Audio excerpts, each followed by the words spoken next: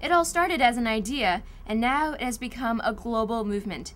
For the fourth year in a row, people around the world and here at UC Berkeley are standing up against poverty and demanding their leaders to achieve the Millennium Development Goals. My name is Tiffany Hsu, and you're watching Cal TV.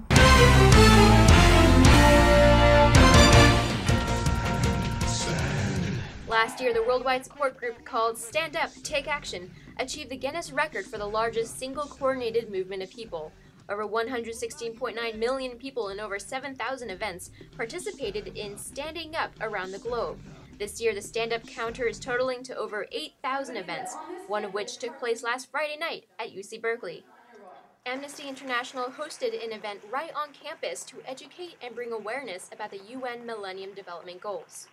Our chapter of Amnesty International wanted to bring it to the UC Berkeley campus and let students know that the Millennium Development Goals are something that's been a goal around the world, and that there's a way for students to get involved in making poverty history. With 1.4 billion people living in extreme poverty, the UN has pushed towards achieving the goals by year 2015.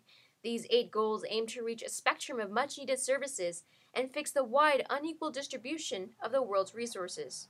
All 8 of the Millennium Development Goals are about balancing that distribution out. So people have education, so people have healthcare, so people have environmental sustainability, so their islands aren't going to be underwater in 10 years. But is the year 2015 a realistic deadline? With just 6 years left to deliver on their hefty promises, the UN plans to meet next year in September to review the progress of these goals. In the 2009 MDG report, the UN Secretary said, "We have made important progress in this effort and have many successes on which to build, but we have been moving too slowly to meet our goals." The UN report also highlights the grim repercussions of the economic crisis. For goal number 1, reducing the poverty rate by half by year 2015, the UN reports that globally the goal will be met. However, some regions in the world will fall short, and as many as 1 billion people are likely to remain in extreme poverty by the target date. Obviously, when a country, or actually the whole world, is in an economic downturn for the most part, it is really hard to get people to be giving.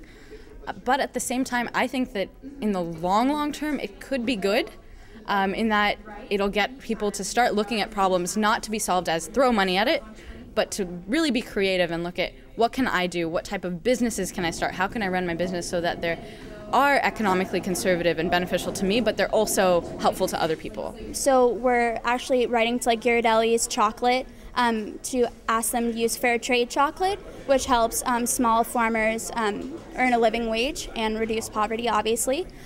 We're also writing about homelessness in the Berkeley area, because obviously there are thousands of homeless people. However, even if the goals are not met by the deadline, Amnesty Outreach Director Farah Moose is hopeful that they will be achieved eventually.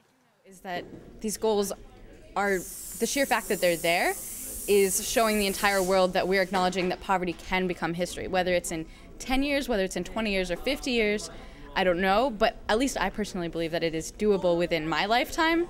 The Amnesty International group hopes that by continuing to write advocacy letters to our state and federal leaders urging them to make these goals a priority, these goals can become a reality. For Cal TV, I'm Tiffany Hsu.